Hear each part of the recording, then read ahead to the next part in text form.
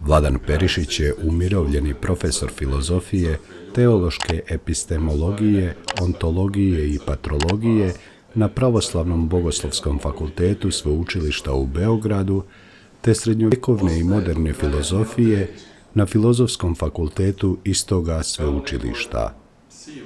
Bio je glavni urednik 2 časopisa, Filozofske studije i Teologija.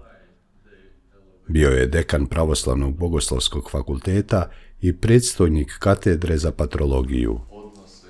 Dugi niz godina predstavljao je svoju crkvu u Svjetskom vijeću crkava. Protojerej-stavrofor je Srpske pravoslavne crkve i član Pravoslavno-katoličke radne skupine Sveti Irinej. Također je i parohijski svećenik pravoslavne parohije u Dubrovniku.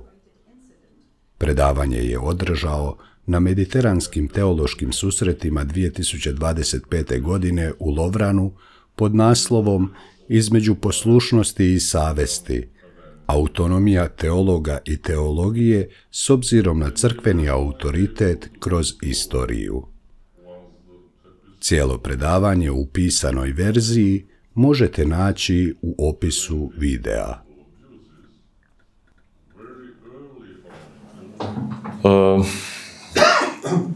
First of all, I would like to greet you all and express my pleasure at being once again present at this important gathering, whose very existence we owe to the vision of our host, Archbishop Matej Uzinić.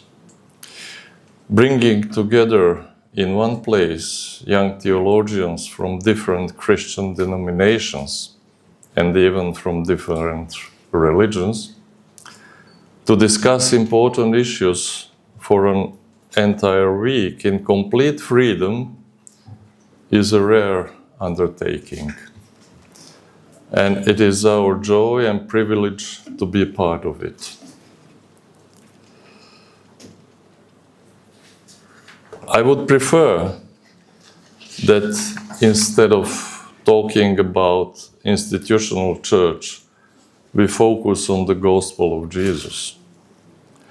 Someone once noted that the early Christians were expecting the imminent return of Christ, but instead of Christ, the church arrived. The church, of course, has many dimensions, represented through many images. She is the body of Christ, of which we are members while Christ is the head. The church is also the bridge of Christ, whom he loves and protects. She is the temple of the Holy Spirit. She is also God's flock, whose good shepherd is Jesus. The church is even the vessel by which we sail from this world toward the kingdom of heaven, and so on. Yet the church is also an institution, a bureaucracy, and a jurisdiction in which bishops appear as the highest authority, guardians of the faith, which they often fail to understand, and of tradition, which they often do not know, but also as employers who hire and fire at will, prosecutors and judges, frequently ruthless and merciless. And it is this aspect of the church I now have to speak about.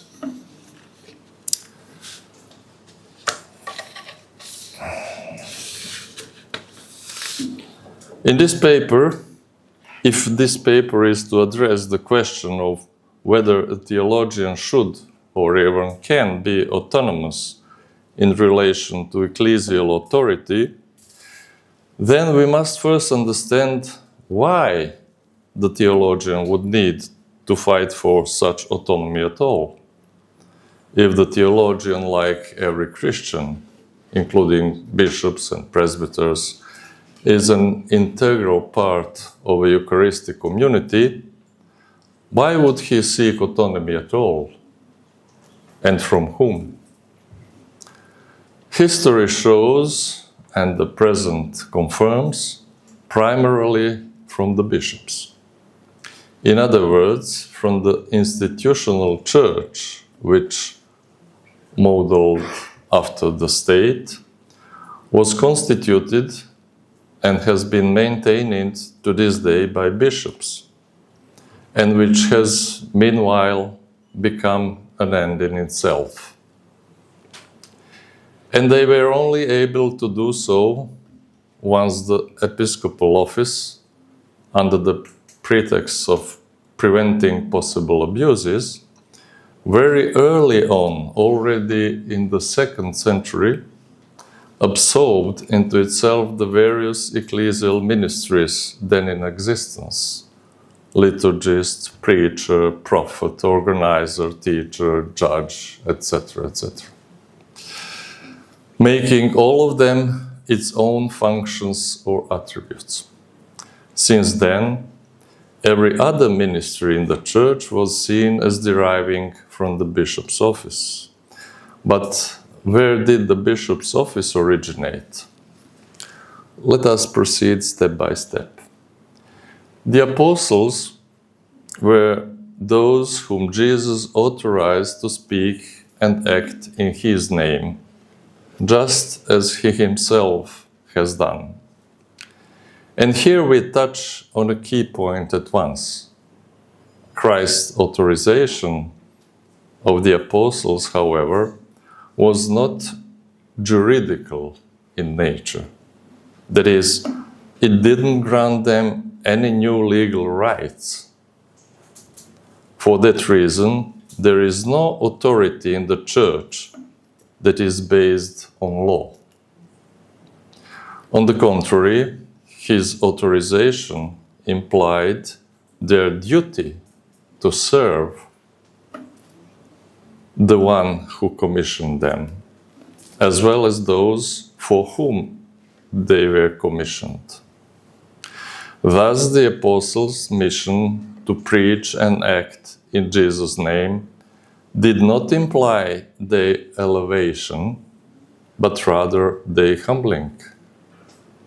Apostolic ministry is therefore inseparably tied to service and humility, that is, to humble service, and not to any acquired right to rule over the community entrusted to them. The same principle had to apply, and even more strictly so, to the bishops. In the very beginning, the identity of the bishop arose from the community of the faithful, that is, from the Eucharistic community. So that this community chose the bishop. The first may have been appointed by an apostle, and even then only in some cases. But from then on, they were chosen by the community itself, and the bishop served that community of people with whom he shared both joy and sorrow on a daily basis. In other words, the source of episcopal ministry was the Eucharistic gathering of the faithful. And if there was anyone to whom the bishop was accountable for his work and his views, it was this very community. Within such an assembly, the commonly accepted principle of hierarchy, so widespread in both state and society, was effectively suspended. This was because such communities did not conform to this age, which means to this world, but rather were transformed by the renewal of their minds. The values of this world were overturned in their midst, and so hierarchy lost its importance, while rulership, now seen through a transformed mind, came to be understood as service. This was new and by conventional standards thoroughly counterintuitive concept. Yet it rested on the teacher's own words. Whoever wants to be first among you must be your servant. Just as the Son of Man did not come to be served, but to serve others. Each such Eucharistic assembly constituted an autonomous and independent church, whose boundaries were defined by the very boundaries of that Eucharistic gathering. When the Roman Empire was administratively divided into provinces or dioceses, a process initiated by Diocletian and completed by Constantine, the nature of the empire began to alter the essence of church office. The bishop gradually drew less of his identity from the Eucharistic community and had chosen him and more from the ruler whom Eusebius of Caesarea regarded as a divine representative on earth, equal to the apostles, and even as kynos episkopos, universal bishop, which means the one who oversees all. His universal authority was then passed down to the bishops and through them to the dioceses for which they were responsible. As a result, bishops became less dependent on the Eucharistic community and more dependent on the institutions of the empire, primarily the emperor himself, as they became his officials.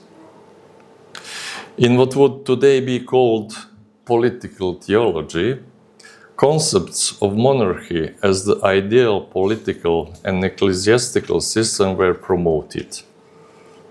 It is not surprising, therefore, that the advocacy for monarchical episcopacy and the bishops as all-powerful figures, with laity as insignificant, emerged at this time. The Church slowly began to be equated with the hierarchy, as the Eucharistic gathering of the faithful was no longer the source of episcopal authority, but rather its object. It was now under the authority of the bishops. As early as the 4th century, the jurisdictions of the Church and the state began to overlap, and canon law started to be enforced as civil law.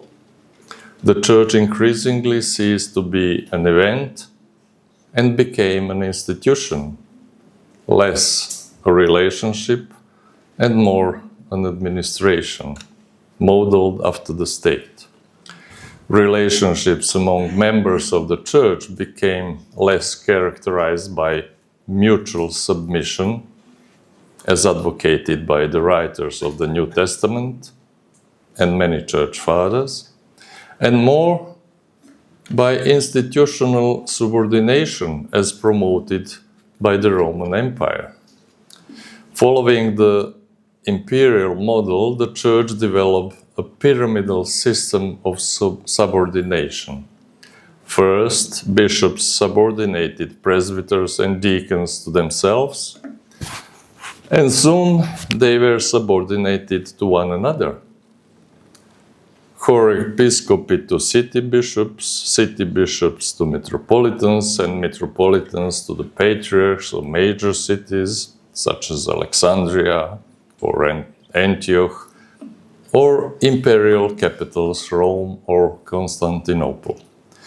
The state ultimately accepted the Church, but only by binding her in an iron embrace, refusing to allow her to remain distinct from the state or independent of the world.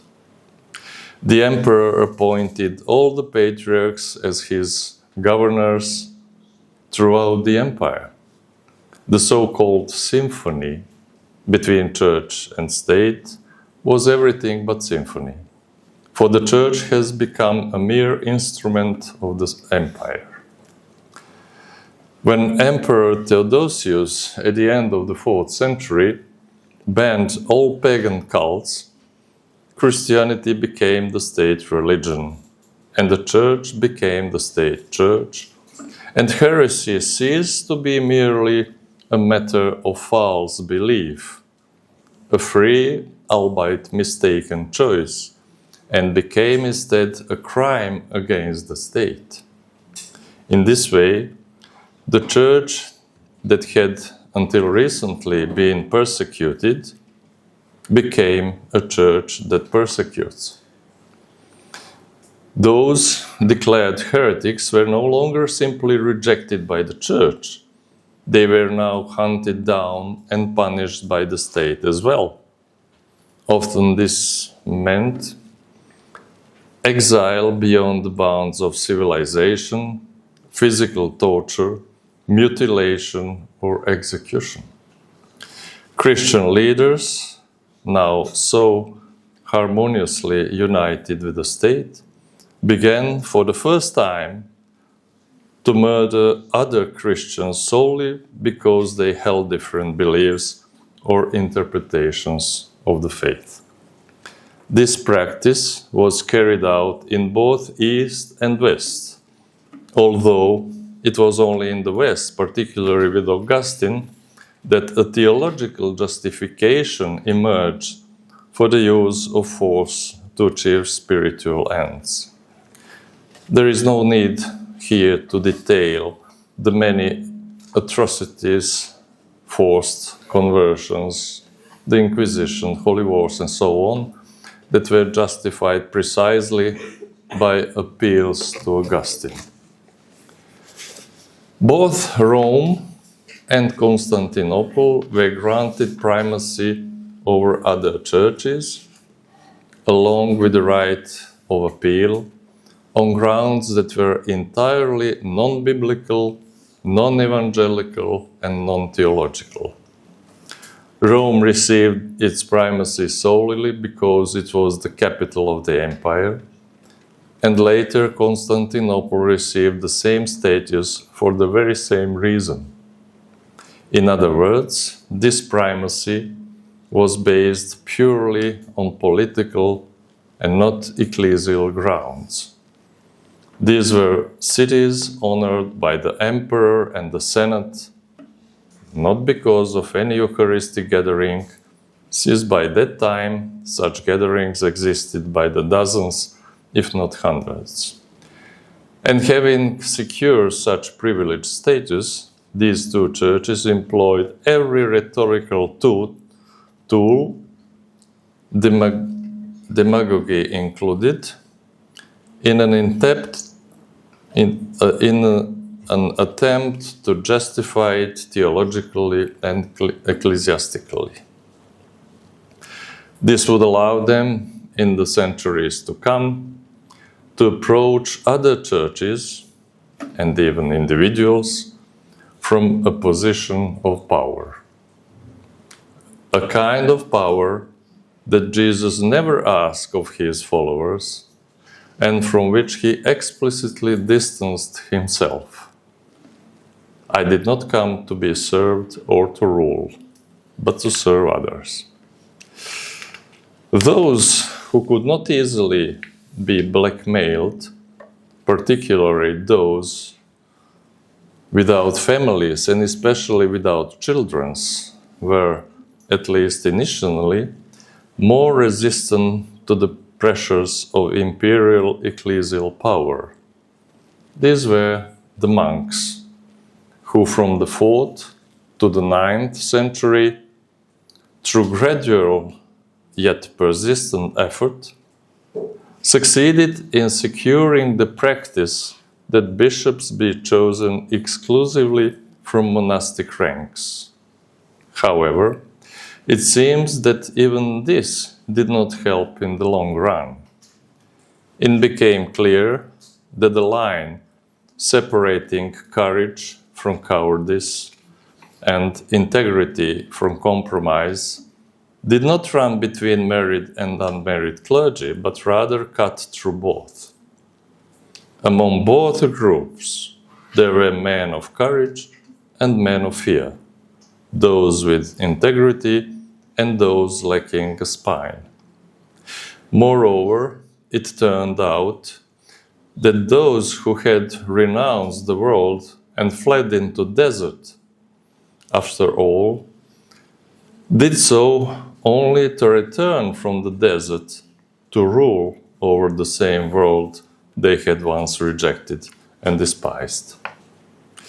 The world in which emperors appointed patriarchs and bishops acted as judges had once seemed unacceptable to them, until the day came when bishops and patriarchs began to be appointed first from among them also, and eventually only from among them. Then they gladly returned to the very world they had scorned, now to govern it, if only as the emperor's extended hand.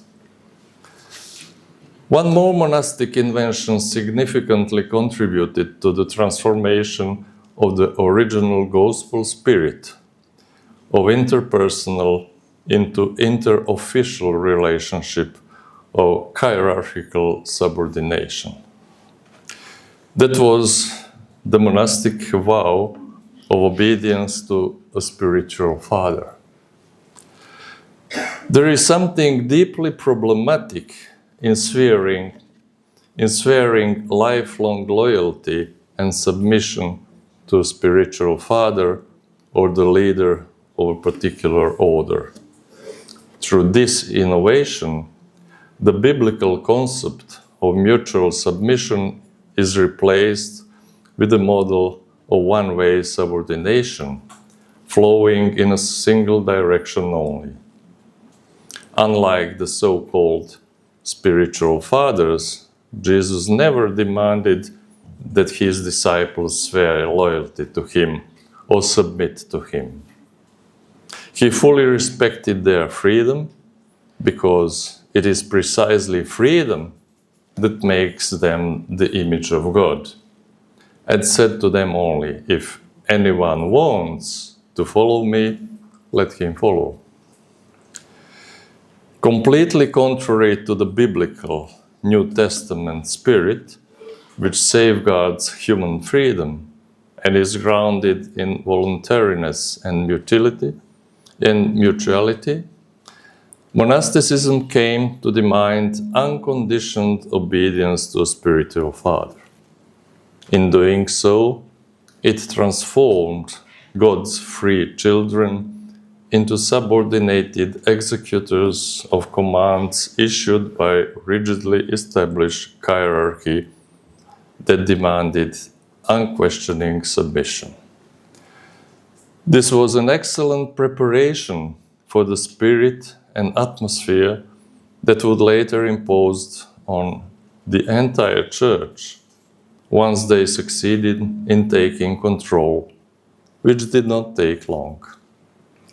They demanded absolute obedience from all who were hierarchically beneath them, having, with undeniable success, invested every effort in the convincing Christians that their authority derived directly from God, and they have not receded from the profitable fiction to this day. The main obstacle to autonomous theological thought in that era were precisely those bishops who grounded their authority in the empire and the emperor, and who had at their disposal the fuel machinery of state coercion to impose their views. Thus, the struggle with church authorities, bishops, patriarchs, was in effect a struggle with state officials, since bishops were precisely that, and therefore with the imperial state itself. When in modern times, with the emergence of nation states no longer based on the ideology of the divine ruler, but rather on the ideology of natural law or the social contract, the practice of having bishops appointed by emperors and monarchs came to an end. Bishops nevertheless managed to preserve their status as unquestionable authorities within the Church, now simply elected by other bishops, that is, by one another, for their position and authority still did not stem from the Eucharistic community, which had no voice in their appointment, and for that reason, bishops were not accountable to it. In the West, the situation developed somewhat differently. In the early centuries, both Eastern and Western churches accepted the ideology that regarded the emperor as God's representative on earth, so to speak, Christ's vicar. However, the Roman Church, thanks to the fact that by the 4th century the emperor had taken up residence in the New Rome rather than in distant Old Rome, gradually began to free itself from that ideology and started constructing its own political system. In this system, the Pope, rather than the empire, came to be perceived as the supreme authority. This shift was supported by the promotion of the supremacy of spiritual over worldly authority, a position that seems to have remained foreign to the East for a long time. While in the East the emperor continued to enact church laws, in the West, at least periodically, the Pope became the sole ecclesiastical legislator. Until the fall of the Western Roman Empire, the Bishop of Rome, given the importance of the city of Rome, was considered one of the most prominent bishops, even the first in the diptychs. However, he could not yet appeal to Peter as a basis for his authority, since Peter's primacy was not juridical but functional in the service of unity.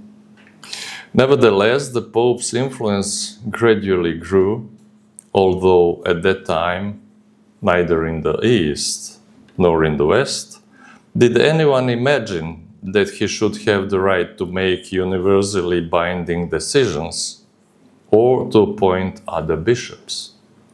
Moreover, in the early church, there was no notion of primacy in the legal sense, much less infallibility. These ideas emerged and developed over time and were thus imposed through history. It all began when Rome, slowly resisting the then dominant principle of ecclesial organization, which aligned the church with the political division of the empire, developed its own principle, that of the apostolic and Petrine origin of the Roman See. According to this principle, Rome held primacy not because it was the imperial capital, as the harmonization principle implied, but because the Church of Rome had been founded by the Prince of the Apostles, Peter, although until the 4th century, Roman tradition consistently named both Peter and Paul as co-founders. Although the primacy of Rome was never denied in the East, at least not until the Great Schism, It was not based on the legend that Peter founded the Roman See, which is apostolic principle, but rather on the fact that Rome was the capital of the empire, which is harmonization principle. In contrast, in the early church, and especially in the East, the importance of a see was never linked to whether it has been possibly founded by an apostle. And this is despite the fact that the East had many churches established by apostles, while the West had none. The apostolic principle was an invention of Roman popes, born from the desire to break free from the dominance of the state and the emperor over the church, dominance made possible by the harmonizational principle, which remained prevalent in the East.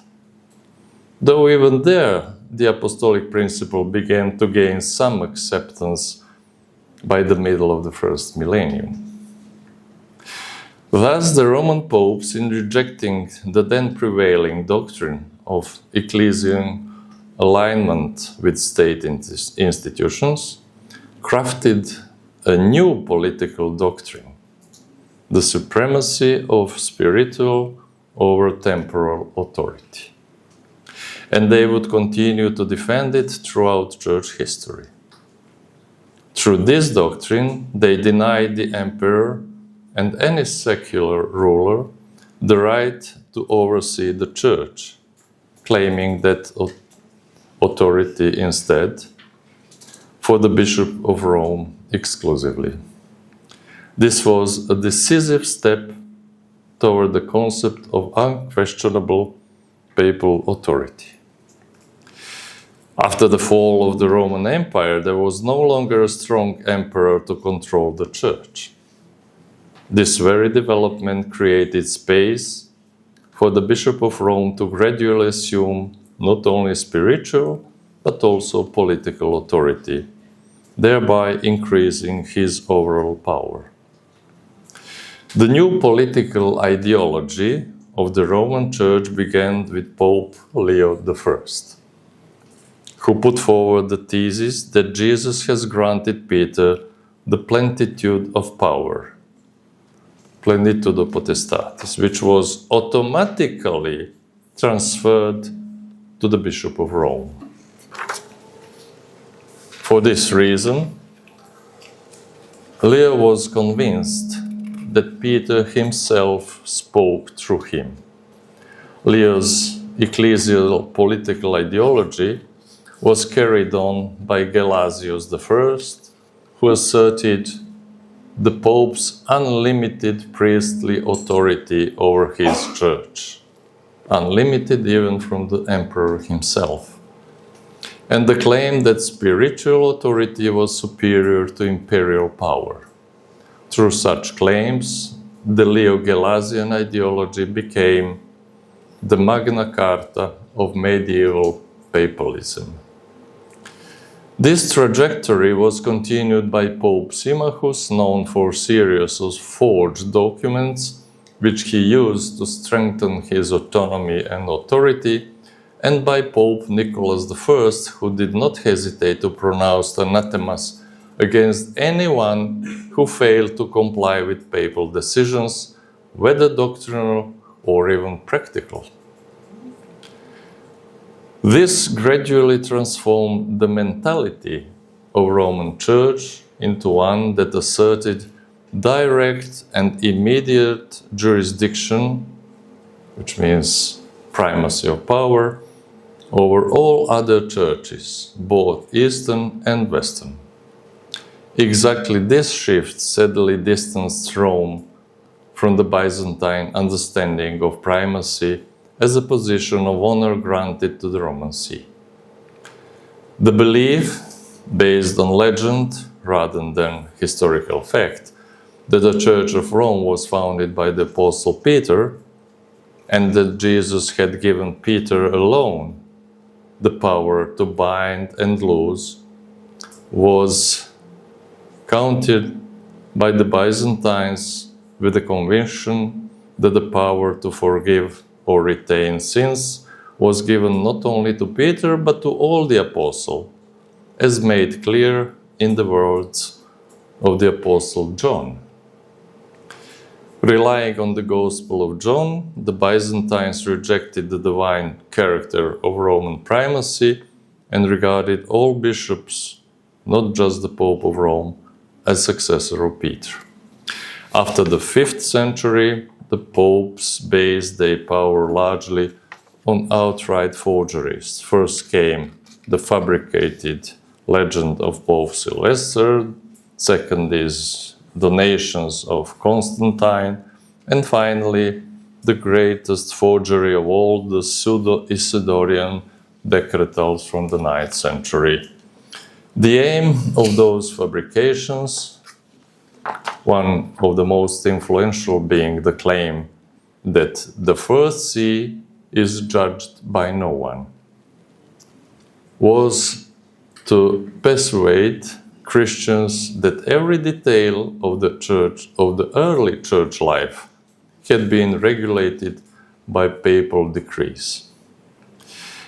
In developing this new ideology of Roman Church, namely the supremacy of spiritual over temporal power, the Pope became, in the late Middle Ages, the supreme judge and lawgiver.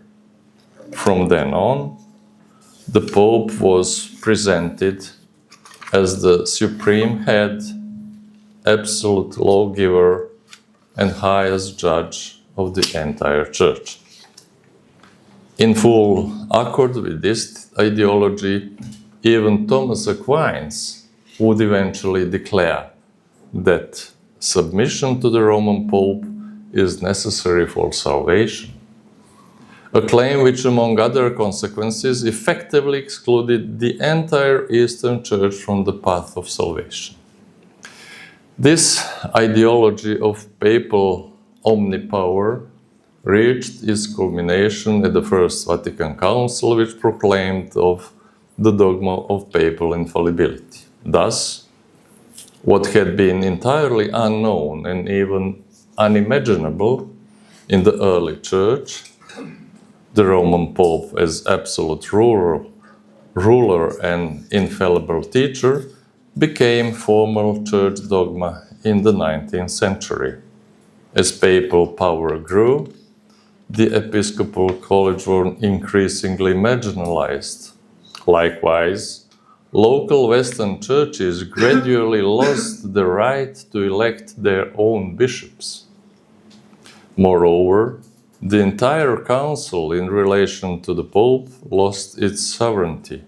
The Pope now appeared as the one who confirms the council's decisions, not the other way around. For he is not infallible because he follows the council's decrees. Rather, he is infallible in himself. All in all, the increasing power of Roman Pope, which has resulted in his appointing all bishops instead of the local churches doing so, effectively making him a super bishop, and his being infallible in himself has shown itself to be theologically problematic, historically unnecessary, and ecumenically harmful. This brief historical overview of the growth of episcopal, patriarchal, and especially papal power is meant to help us understand where such authority in the Church comes from, how firmly it is rooted in the Gospel, if at all, and why bishops defend it at all costs. What is perfectly clear is that this power, for which the upper hierarchy of the Church, both Eastern and Western, has fought so obsessively and ultimately secured, has nothing to do with God, or with the Son of God, or with His gospel. It is purely human, all too human. It is with such power, one that has managed to appropriate all church, and sometimes even state, institution, vast material resources, ecclesiastical courts, church publishing, church media, and much more, that a free-thinking theologian, that is one who is a member of the church but thinks for himself, must contend. It resembles the battle between David and Goliath. And the only thing the theologian can truly rely on is the knowledge that David, if with help of God, can indeed defeat Goliath. Now I will present only in short, some case studies. It is far beyond the scope of this text to analyze all the instances in which the institutional church has denied freedom of speech to great theologians and even punished them harshly or deprived them of life for exercising it. Therefore, I will mention only a few unavoidable examples, purely by way of illustration. The first is Origen, the confessor. He serves as a powerful example of a theologian who defends his autonomy in face of ecclesiastical authority that sought to deny it. First of all, it is significant that Origen lived as early as 3rd century. For his case has remained relevant throughout the entire history of the Church, even to this day. This testifies to the fact that the Church became afflicted with the disease of authoritarianism very early on, a disease it did not attempt to cure, but instead reinforced through the establishment of rigid hierarchy, regardless of the fact that the principle of hierarchy stands in opposition to every gospel principle. As we have seen, the power of the ecclesiastical hierarchy only grew over time, leaving independent theologians with no chance of resistance. These theologians were persecuted by the church hierarchy, exiled to the furthest corners of the empire or even beyond it, thrown into prisons, tortured, mutilated by cutting off their hands or tongues, or burned alive. And all this was done not by the enemies of the church, but by the highest-ranking shepherds. The persecution of Christians, once carried out by the Roman Empire, was soon adopted by the institutional church, which used the empire's police and military forces as instruments of his will.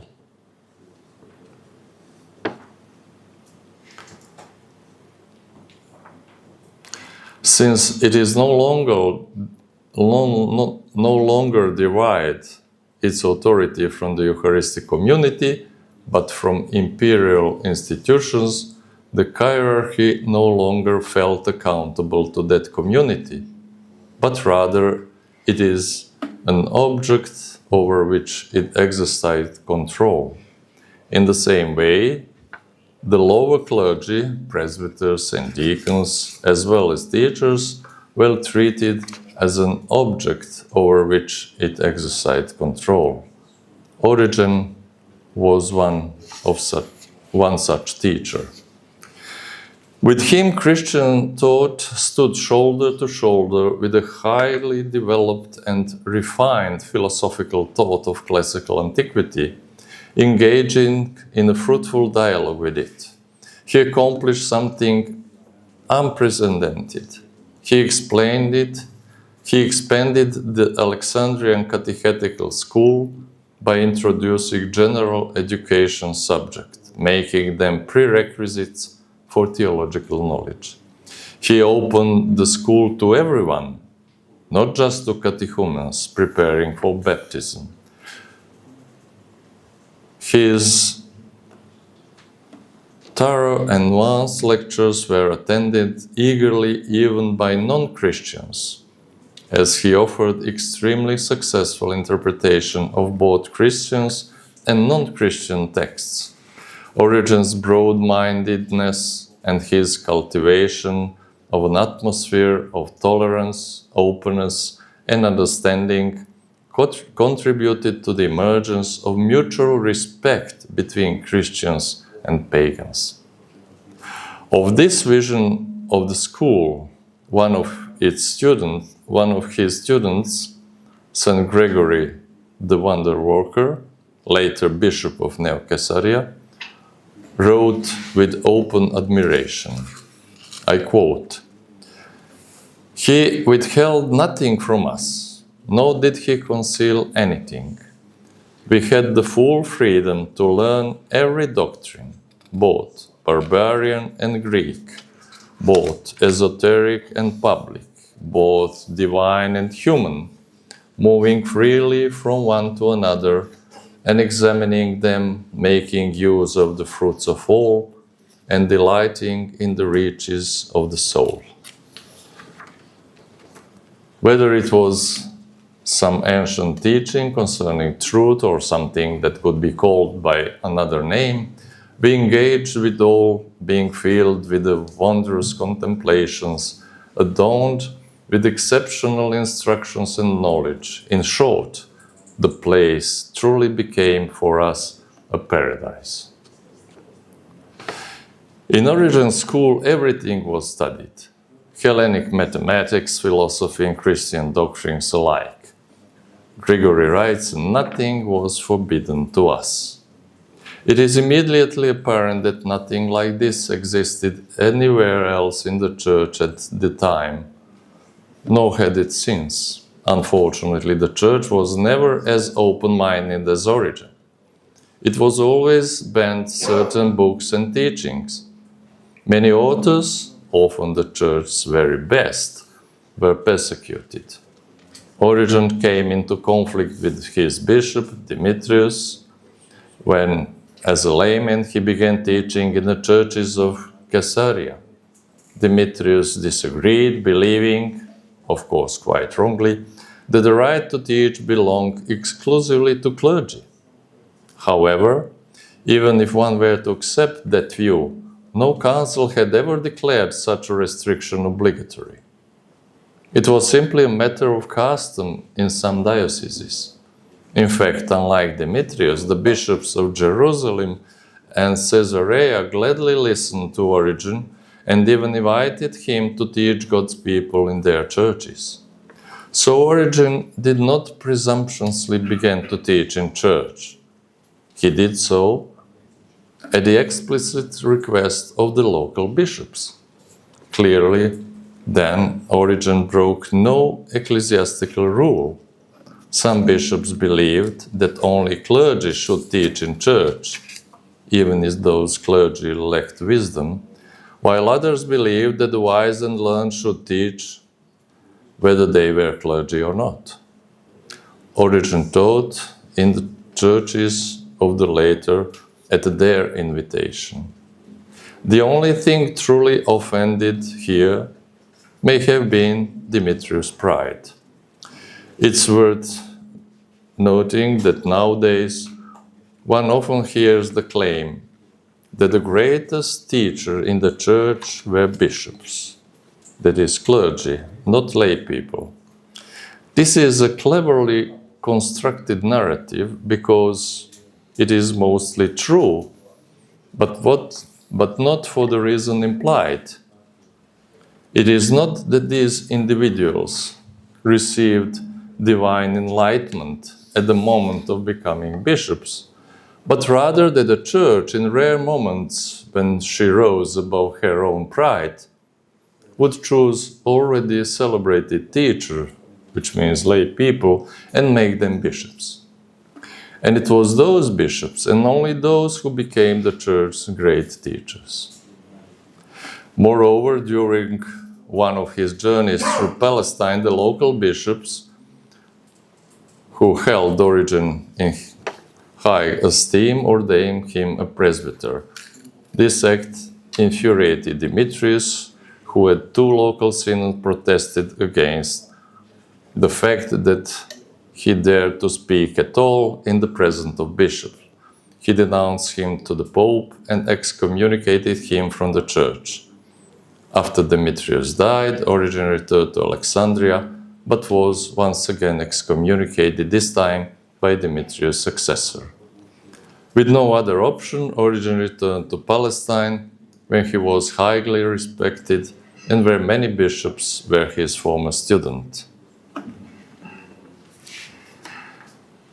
If the church, meaning its leader, the bishops, had wanted to, there were those from whom they could have learned, for example, from Origen. His method was always the same. First, to present the state of affairs, the state of investigation, clearly formulate the problem, and then offer hypotheses, which means tentative solutions to the problem. He never claimed that the solution he proposed was an absolute truth, but rather a position that, after comprehensive argumentation, seemed to him the best grounded, never as true as revelation. She had wanted to, the church could have followed that path too. But how could those who believe they already possess the truth act this way? Why would people who consider truth their property seek it out? People who use it like a hammer against anyone who thinks even slightly different from them. In reality, they are not primarily interested in truth. What they want is absolute control. After all, what is truth anyway? More than anything they want to be,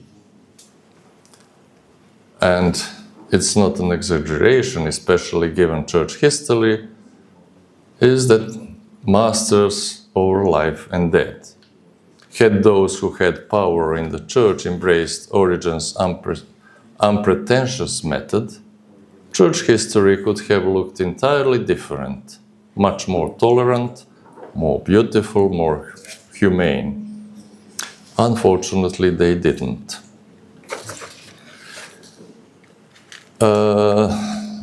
Because of the time, I have to skip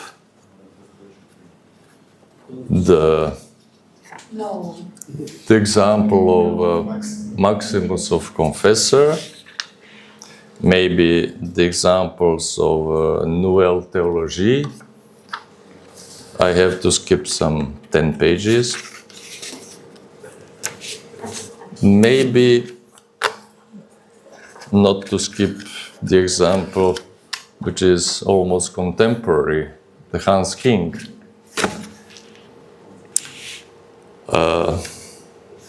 Sorry, it's 11:20. A telling modern answer to the question of how the Church responds to the free theological inquiry, especially when it challenges defined dogmas, can be found in Hans King's conflict with Vatican. This is one of the most well-known modern examples of the irreconcilability between free-spirited theological reflection and official church doctrine.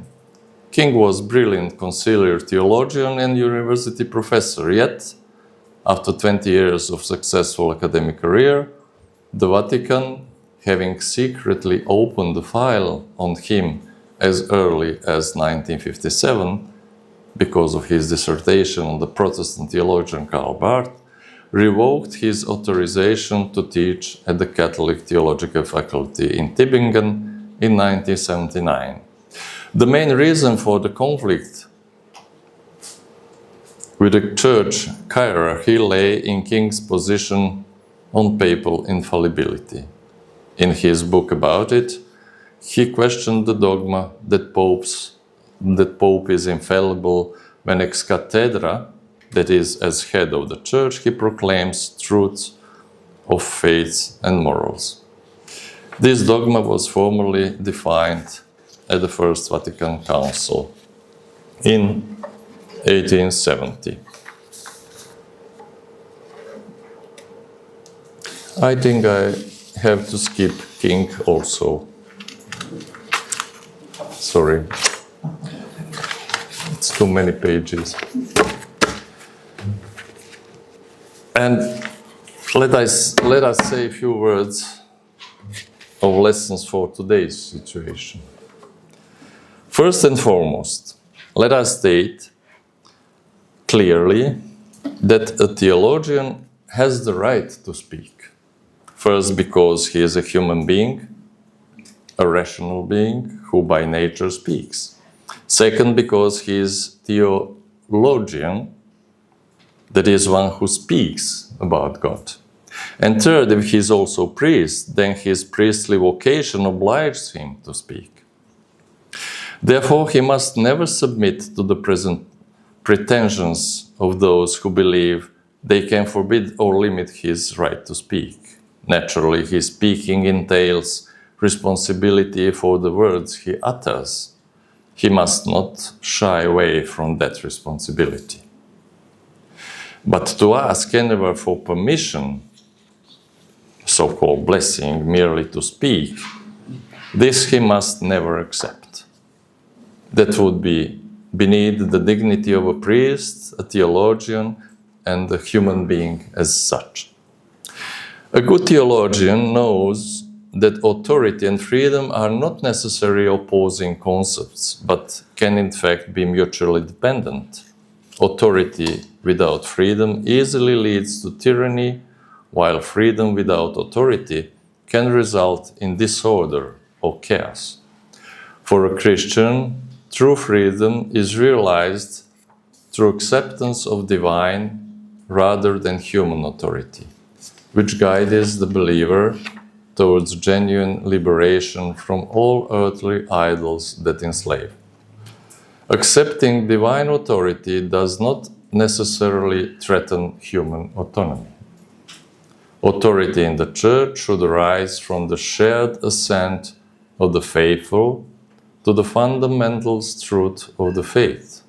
In other words, authority in the Church must not originate from human institutions, but from divine revelation. Ultimately, the final authority in the Church is Christ himself, and the Church must not use him as a means of control or coercion, as it has often done, but rather as a guide towards spiritual freedom. The institutional Church is often burdened by rigidity and legalism, which can easily stifle freedom and spiritual growth. Of course, it is always easier for her to take away someone else's freedom than to live in fear of possible consequence of its misuse. However, the Church must not be merely a guardian of ossified tradition and custom. On the contrary, she must remain open to new insights. Therefore, authority in the Church must not be absolute, as it is easily susceptible to abuse. It must be limited by responsibility, transparency, and above all, alignment with divine revelation. Ultimately, we cannot live outside the world and pretend that modern social, cultural, and intellectual challenges do not affect the perception of authority within the Church. While in the Middle Ages, ecclesiastical authority may have been perceived as divine, that is no longer viable today, especially when its abuse is more visible than ever. Striking a balance and harmony between ecclesial authority and individual freedom remain an enduring task, one that each person must answer for themselves. Perhaps the most serious problems regarding authority in the Church arise when clergy confuse order or taxes with subordination. But just as in the Holy Trinity, there must be order, so in church also there must be order. But under no circumstances should there be subordination. From this confusion stems the mistaken belief among the higher clergy that all others must be subordinate to them. Instead of, in accordance with the gospel principle, those who throughout church history desire to be first becoming servants of all, that is, being subordinate to others, which in turn lead others to be subordinate to them. Let us put it this way. Once the clergy has been established, they may indeed come first in terms of order, but in terms of service, they ought to be the last, that is, to serve God by serving all. The roots of Christ's current crisis, the roots of church's current crisis lie within the church itself, not in society. A theologian must not renounce his freedom to speak against that which the church often identifies with, yet which does not truly belong to it, that is, what is foreign to its nature. Many things are presented as being inherent to the nature of the church, but among the numerous candidates, nationalism must be certainly highlighted. A theologian must speak out against the union of church and nationalism, and thus against the church alignment with ruling structures and ultimately with the state. By doing so, the church increasingly proclaims the gospel of nationalism, the gospel of one or another political ideology, or bows before the new golden calves of its nations, shamelessly declaring unique role of nation in God's final plan for the world. A theologian must expose both the nature of nationalism and the shameful role of the church as its spiritual patron. For the church has willingly and enthusiastically, but completely contrary to the gospel, placed itself in the service of nationalism as a state project. The church insists, while truly believing it, that in serving the nation, it is serving God. But Jesus assures us of the opposite, that we cannot serve two masters, for we will love one and hate the another. And the church has truly fallen in love with the nation. Instead of defending the nation, usually from non-existent enemies, the theologian must defend personal freedom, because it is precisely this freedom that makes us the image of God. If that freedom is threatened outside the church, the theologian must raise their voice there as well. But if freedom is threatened within the church, they must do so even more urgently. No authority is great enough to prevent the theologian from standing up in defense of individual human freedom. And this means that the theologian must also stand for the defense of human rights. Even though the very concept of human rights is of more recent origin and arose outside the church, it articulates the dignity of human person quite well, which is thoroughly biblical idea. The theologian is therefore obliged not to allow that dignity to be diminished or denied. And now let us only see something about theologians' allies. The best allies of autonomous theology, autonomous from the official church but not from God are: first, ratio or logos or reason. Sadly, throughout history, this priceless gift of God has perhaps never been so consistently disregarded and underestimated as it has been within the Church. Furthermore, even ordinary common sense with respect of the rules of formal logic can serve as an ally, though the critical mind remains an irreplaceable one. Second, secular humanism as an ally, which Pope Benedict XVI rightly referred to healthy secularism. It seems to me that Christianity shares far more in common with secular humanism than with any other movement or ism. Though secular, meaning that in matters of morality, politics, education, legislation, and public decision-making, it does not rely on religion. It nevertheless remains a humanism, placing the human being, their dignity and freedom at the center of ethical and existential evaluation. What could in fact be precious for the Church in secular humanism emphasis on individual freedom and responsibility, precisely what the institutional Church has often suppressed, despite the Gospel's clear and unwavering insistence of it.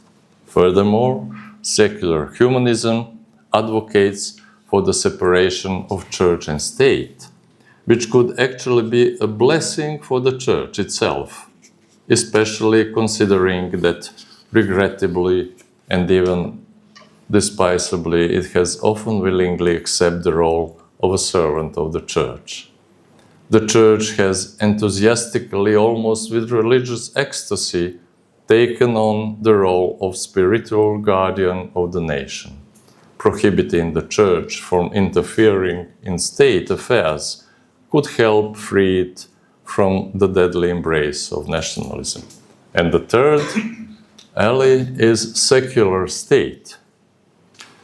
All Christians, and especially theologians, should thank God every day that they do not live in ancient or medieval periods, but in modern age, in which, at least in Western democracies, it is unimaginable for a theologian to be punished through torture, mutilation, or execution simply because their thought is not always in complete agreement with the official Church's position. History clearly shows that if it were up to the Church, all these methods would still be in effect today, were they not prohibited by the secular state. This demonstrates that a secular state with good laws is not only one of the primary supports of free thought in general, including theological thought, but also the main protection against attack on the property and life of a Church member who happens to fall out of favor with the institutional Church. There is no Orthodox, Catholic, or Protestant truth. Either the truth is one for all, or it is not truth at all. Autonomous theological thought, therefore, is not a larpulart rebellion for rebellion's sake, which means without reason, but rather a free-thinking theologian represents the conscience of the Church before God. It is grounded in the conviction that truth is incomparably more valuable than the ephemeral safety of institutional existence. And last few sentences. The topic of this lecture might seem to boil down to the question: can a theologian be faithful to the Church while also thinking critically? However, that is not the most accurately framed question. For the theologian, like every Christian, ought to be faithful to God and to the Church only insofar as and only when the Church is herself faithful to God. And whatever Vincent of Lerins may have taught, the Church has not exactly been faithful always, everywhere, and by all. Therefore, the task of the theologian is not to please those who lead the institutional church. His task is to speak the truth, whether they like it or not. In this, his model should be Jesus himself, or at the very least the prophets, who did not speak in order to flatter people or gain their favor. Jesus spoke to proclaim truth, in the hope that it would shake people awake from their slumber, bring them into proper alignment with reality, and thus set them free. The theologian must do the same. If his aim in speaking is to please the dean, the bishop, the patriarch or pope, then he should not speak at all. And finally, one naturally arrives at the question: does the struggle of free-thinking theologian against the strong and often ruthless institutional church have any hope of success? Does it any meaning at all? In other words, is it realistic to expect such a struggle to succeed? To this question, I will respond with a counter question. Is it realistic to expect a dead person to rise again? Or for bread and wine in Eucharist to become the body and blood of Christ? If we believe that this is possible, then nothing should stand in the way of our believing even more confidently that the theologian's struggle for freedom of thought has meaning. The theologian does not live or work outside the atmosphere of the Eucharistic community, and this is a community in which miracles happen. If a theologian believes that God, through the Holy Spirit, can rise the dead or transform bread and wine into the body and blood of Christ, then it should be even easier to believe that the insistence on the inalienability of freedom within which theology is created is meaningful. This is a freedom that, free from prejudice and attentive to the signs of times, seeks to offer answers to the existential problems on the contemporary humanity. But if he does not believe in the resurrection and transformation, then he lacks both the depth and the breadth needed to believe that his work as a free theologian carries any real purpose. Each of us must look inward and decide to which category we belong. Thank you for your patience.